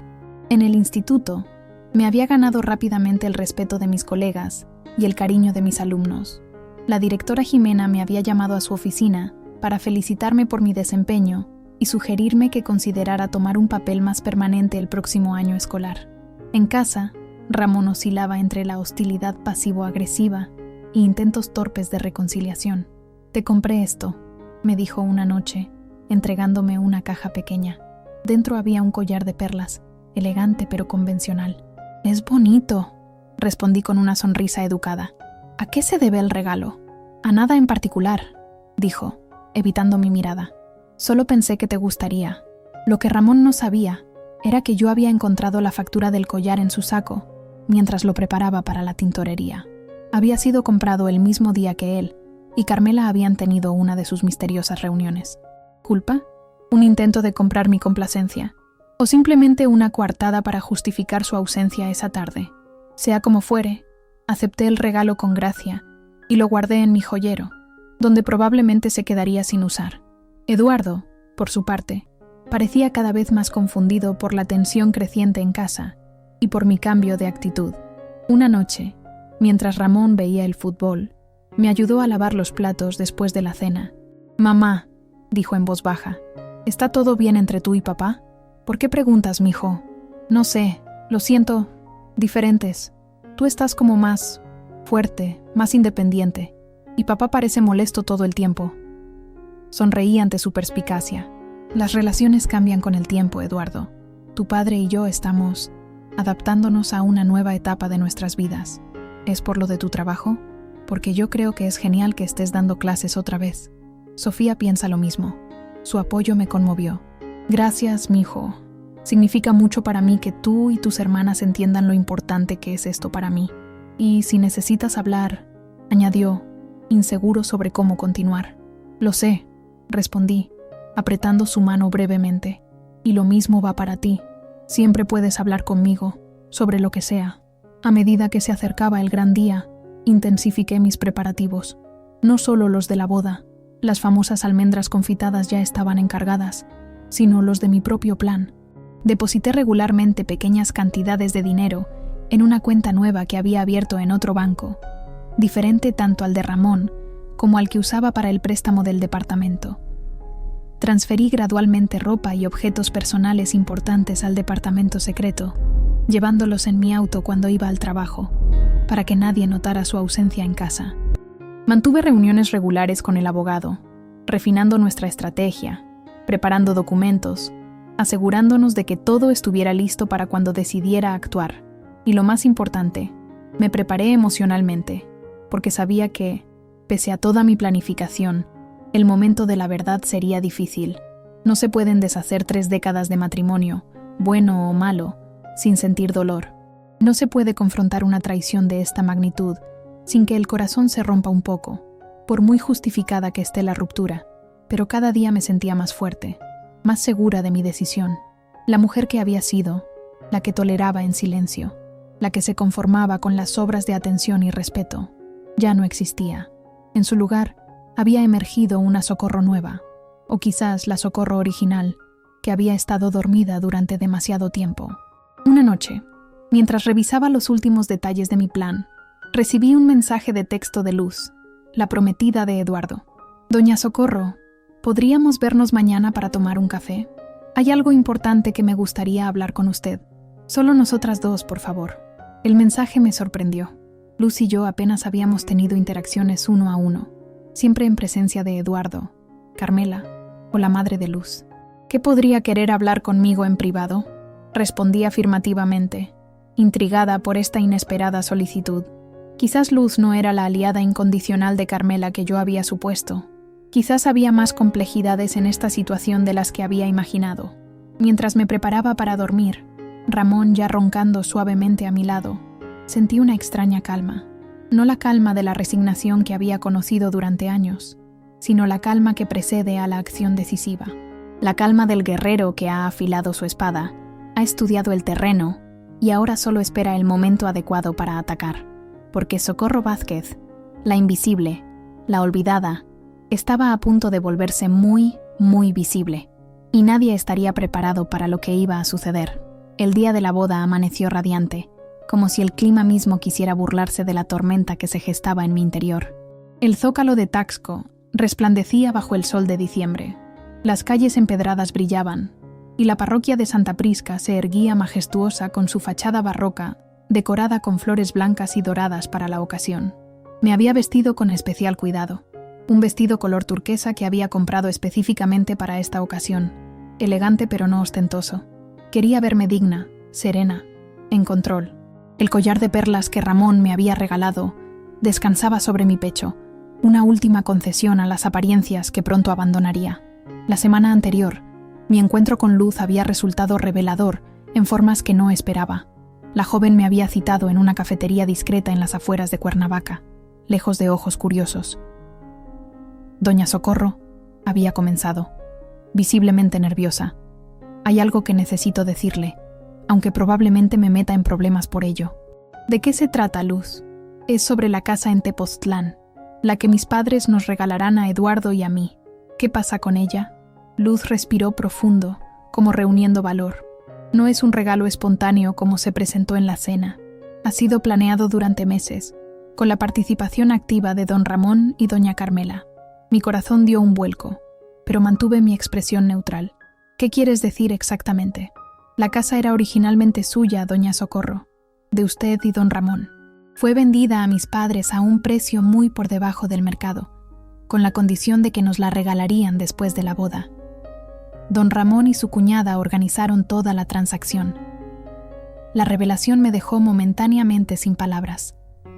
No teníamos ninguna casa en Tepoztlán, al menos no que yo supiera. Y entonces lo recordé.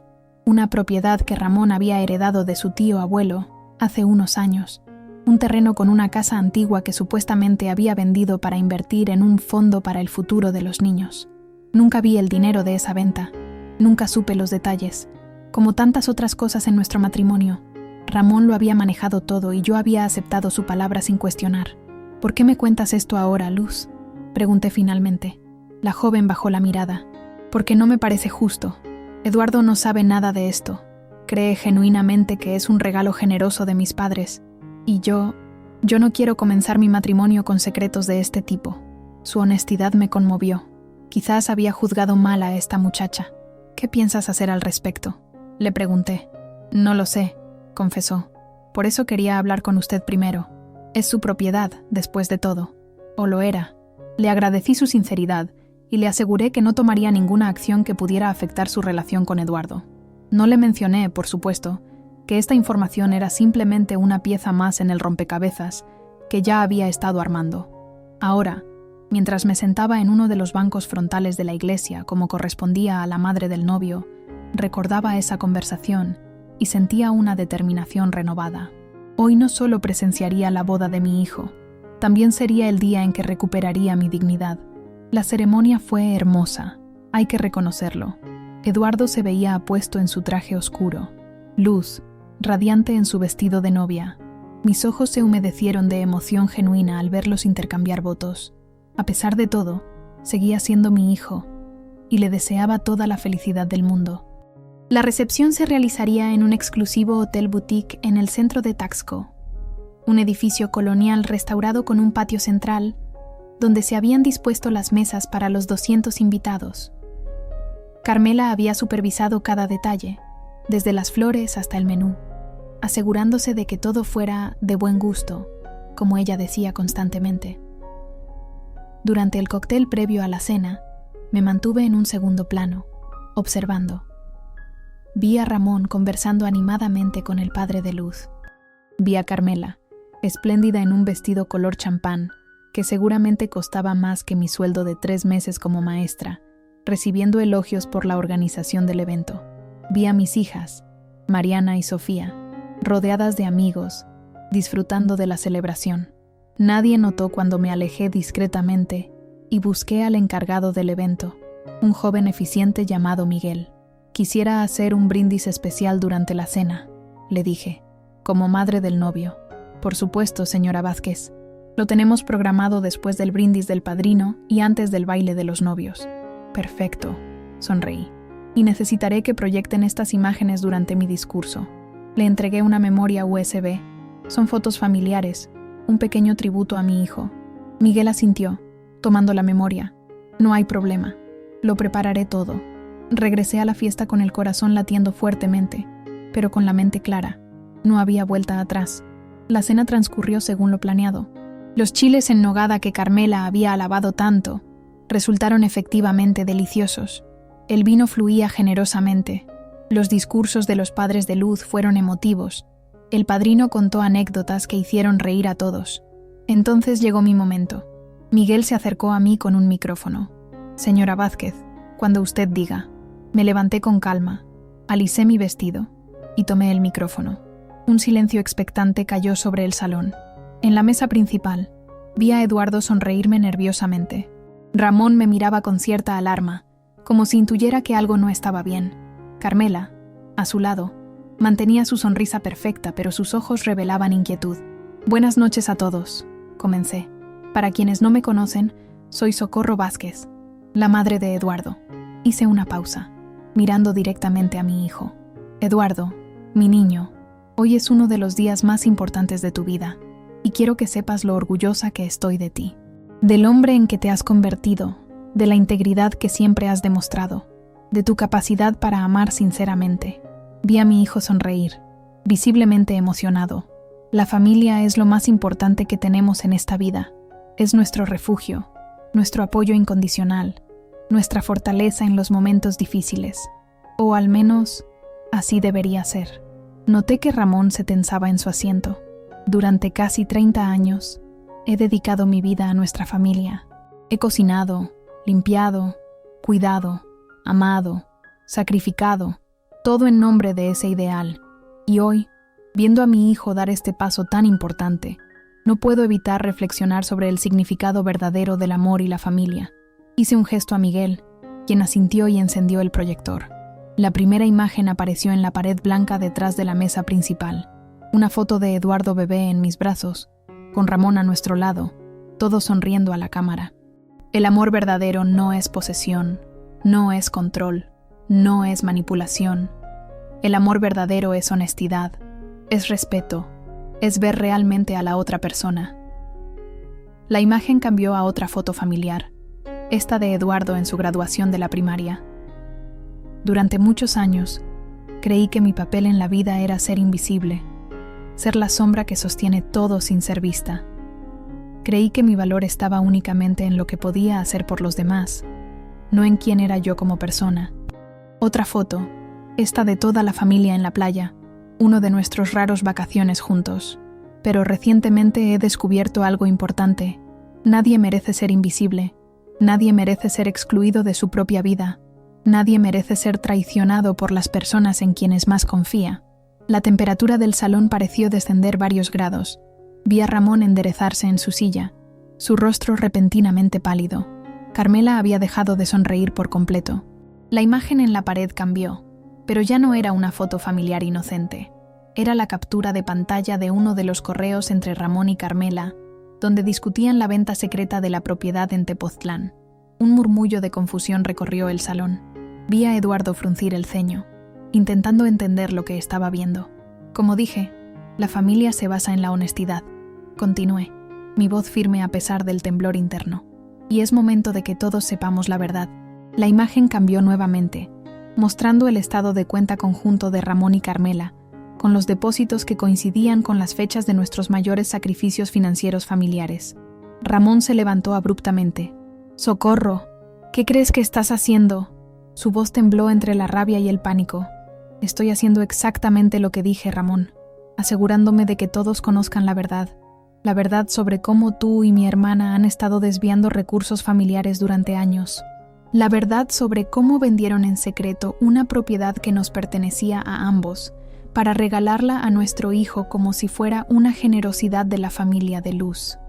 Carmela se levantó también, su rostro contraído en una mueca de furia. «Estás loca. Esto es absurdo. Estás arruinando la boda de tu propio hijo con tus delirios». ¿Delirios? Sonreí con calma. La imagen cambió nuevamente, mostrando más correos, más documentos, más pruebas. ¿Llamas delirio a documentos firmados por ti y por mi esposo? ¿A correos electrónicos donde discuten cómo mantenerme en la ignorancia? ¿A estados de cuenta bancarios que muestran transacciones que nunca me fueron consultadas? El salón entero estaba en silencio ahora, todos los invitados congelados entre la incomodidad y la fascinación morbosa por el drama que se desarrollaba ante sus ojos. Eduardo se levantó lentamente, su rostro una máscara de confusión y dolor. «Mamá, papá, ¿qué está pasando? ¿De qué propiedad están hablando?». Fue Luz quien respondió, poniéndose de pie junto a su nuevo esposo y tomando su mano. «La casa en Tepoztlán, Eduardo, la que mis padres supuestamente nos regalaron, era de tus padres. Tu padre la vendió a los míos por mucho menos de su valor real, con la condición de que nos la dieran como regalo de bodas». El rostro de Eduardo reflejó la traición que sentía. Se volvió hacia Ramón. «Papá, ¿es esto cierto?». Ramón parecía haber envejecido 10 años en los últimos 5 minutos. «Eduardo, hijo, las cosas no son tan simples. Solo queríamos lo mejor para ti». «¿Lo mejor para él?», intervine. «¿O lo mejor para ti y para Carmela? ¿Crees que no sé sobre su cuenta conjunta? Sobre los viajes que han realizado juntos mientras yo me quedaba en casa, invisible, cuidando de una familia que me excluía sistemáticamente?» Mariana y Sofía se habían acercado a la mesa principal, sus rostros reflejando el mismo shock que el de su hermano. «Mamá», dijo Mariana con voz temblorosa, «¿estás diciendo que papá y tía Carmela...?» «Estoy diciendo que tu padre y tu tía han mantenido una relación que va mucho más allá de lo que sería apropiado entre cuñados. No puedo decir exactamente qué tipo de relación, pero ciertamente ha involucrado finanzas compartidas a mis espaldas y decisiones sobre nuestra familia en las que yo no he tenido voz ni voto». Los murmullos aumentaron. Vi a los padres de Luz intercambiar miradas alarmadas. La madre de Luz se inclinó hacia su esposo, susurrando algo en su oído. «Esto es ridículo», intentó nuevamente Carmela, pero su voz había perdido fuerza. «Socorrito, siempre has sido tan dramática, tan sensible. Estás malinterpretando todo por tus inseguridades». «¿Inseguridades?». Mi risa fue breve pero genuina. «Carmela, nunca he estado más segura en mi vida. Tengo las pruebas, tengo un abogado, y lo más importante, tengo la verdad de mi lado». Me volví hacia mi hijo y su esposa. «Eduardo, Luz, les pido perdón por hacer esto hoy. Créanme que no era mi intención empañar su día especial, pero creo firmemente que un matrimonio que comienza con mentiras está condenado al fracaso, y ustedes merecen comenzar con la verdad, por dolorosa que sea». Eduardo asintió lentamente, apretando la mano de Luz. «Gracias, mamá», dijo simplemente. Ramón, que parecía haber recuperado algo de compostura, dio un paso hacia mí. «Socorro, por favor. Podemos hablar de esto en privado, como familia». «Ya no hay familia que proteger, Ramón. Al menos no entre tú y yo». Me quité el collar de perlas y lo dejé caer sobre la mesa. «Considérate notificado. Mañana mi abogado te contactará para iniciar los trámites de divorcio. No busco venganza, solo justicia y mi libertad». Un jadeo colectivo recorrió el salón. Nadie esperaba este final para mi discurso. Y Carmela, me volví hacia mi hermana, cuyos ojos brillaban con una mezcla de rabia y miedo. «Espero que hayas disfrutado jugando a ser la matriarca de esta familia, porque tu reinado ha terminado. Mamá sabe todo, por cierto. Fue ella quien me abrió los ojos inicialmente». Vi el color abandonar el rostro de mi hermana. Nuestra madre, a pesar de su edad y enfermedad, seguía siendo una figura de autoridad moral en la familia. Me volví nuevamente hacia los invitados, que observaban atónitos. «Les pido disculpas por este momento incómodo. Por favor, continúen disfrutando de la celebración. Después de todo, estamos aquí para celebrar el amor de Eduardo y Luz, un amor que espero sea más honesto y respetuoso que el que han presenciado hoy». Devolví el micrófono a Miguel, quien parecía no saber si reír o llorar ante el espectáculo.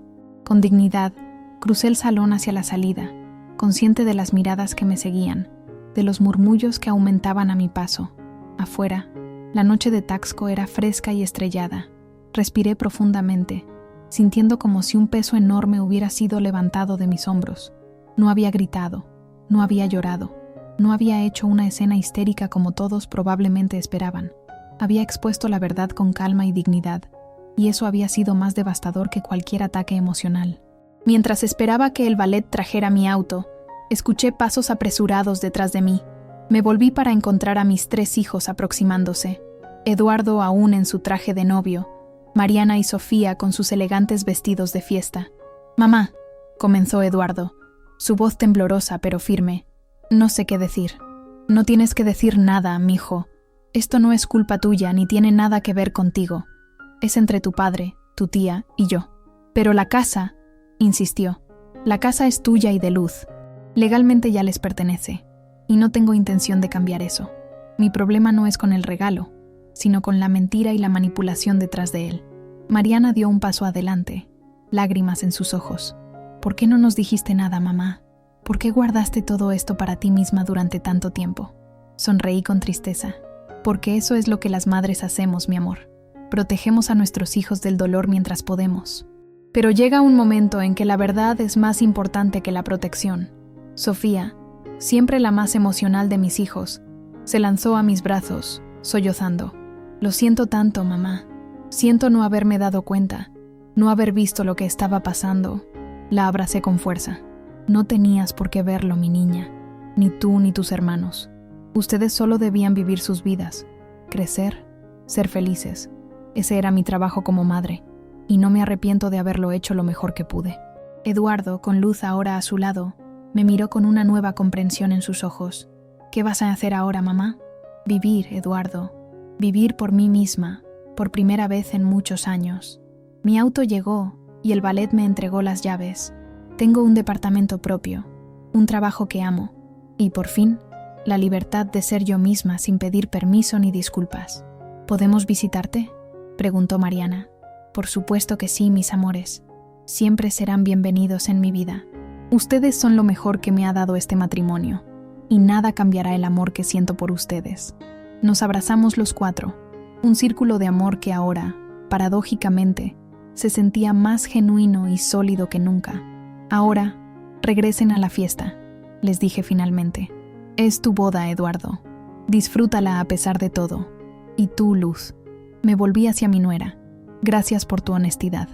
Es un rasgo que valoro enormemente y que espero conserves siempre». La joven asintió, emocionada.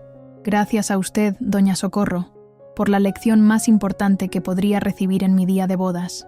Me subí a mi auto y arranqué, dejando atrás el lujoso hotel, la fiesta interrumpida, el matrimonio fracturado, la farsa expuesta.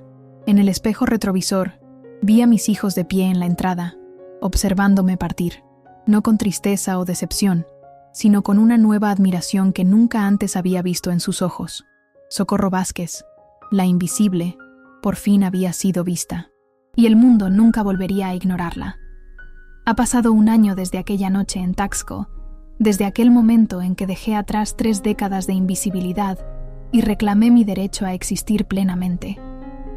Un año de transformaciones, de desafíos, de redescubrimiento. El divorcio se concretó más rápido de lo que esperaba.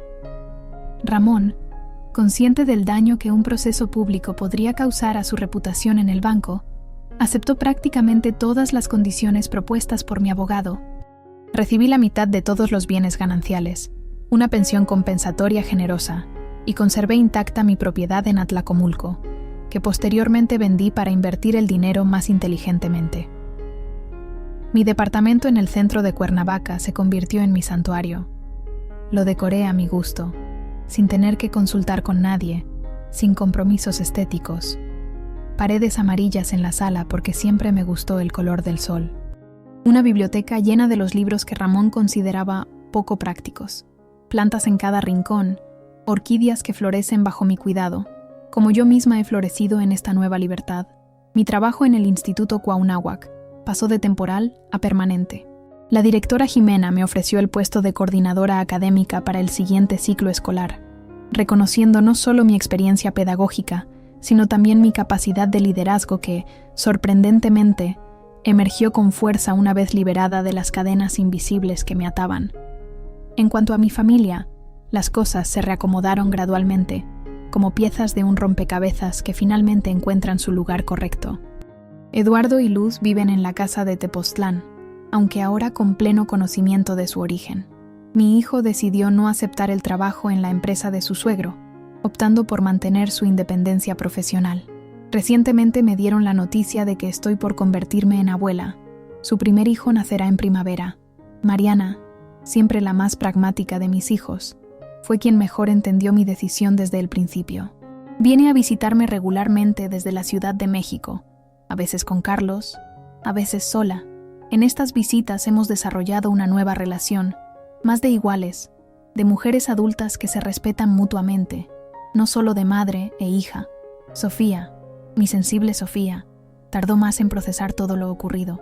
Se sintió traicionada no solo por su padre y su tía, sino también por mí, por haberle ocultado mi dolor durante tanto tiempo. Tuvimos largas conversaciones, algunas difíciles, otras sanadoras, hasta que finalmente entendió que mi silencio había sido una forma equivocada de protección, no una falta de confianza. Ramón y yo mantenemos una relación cordial pero distante. Después del divorcio, renunció a su puesto en el banco y aceptó una oferta en Monterrey, quizás buscando escapar de los murmullos y miradas que lo seguían en Cuernavaca tras el escándalo. A veces llama para preguntar por los niños, por mi salud, por cosas prácticas que quedaron pendientes. Nunca mencionamos lo sucedido, como si hubiéramos firmado un pacto tácito de silencio sobre el pasado. Carmela fue quien llevó la peor parte. El rechazo de nuestra madre fue devastador para ella. Mamá, a pesar de su edad y fragilidad, mostró una fortaleza sorprendente al confrontarla.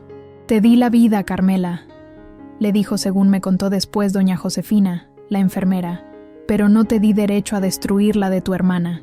Se negó a verla durante meses. Eventualmente permitió una reconciliación parcial, pero la relación nunca volvió a ser la misma. Mi hermana perdió también su estatus social en Cuernavaca. Muchas de sus amigas le dieron la espalda cuando el escándalo se hizo público.